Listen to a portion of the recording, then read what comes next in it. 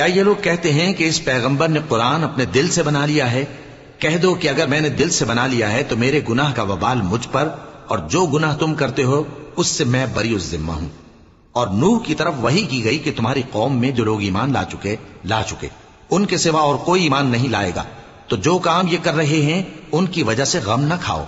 اور ایک کشتی ہمارے حکم سے ہمارے سامنے بناؤ، اور جو لوگ ظالم ہیں ان کے بارے میں مجھ سے کچھ نہ کہنا، کیونکہ وہ ضرور غرق کر دیے جائیں گے۔ اور نوح نے کشتی بنانا شروع کر دی، اور جب ان کی قوم کے سردار ان کے پاس سے گزرتے تو ان سے تمسخر کرتے۔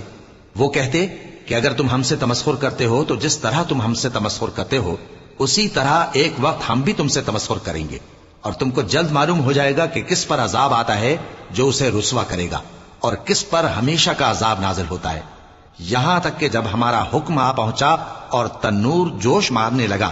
تو ہم نے نوح کو حکم دیا کہ ہر قسم کے پالتو جانوروں میں سے جوڑا جوڑا یعنی ایک ایک نر اور ایک ایک مادہ لے لو، اور جس شخص کی نسبت حکم ہو چکا ہے کہ ہلاک ہو جائے گا اس کو چھوڑ کر اپنے گھر والوں کو اور جو ایمان لایا ہو اس کو کشتی میں سوار کر لو۔ اور ان کے ساتھ ایمان بہت ہی کم لوگ لائے تھے۔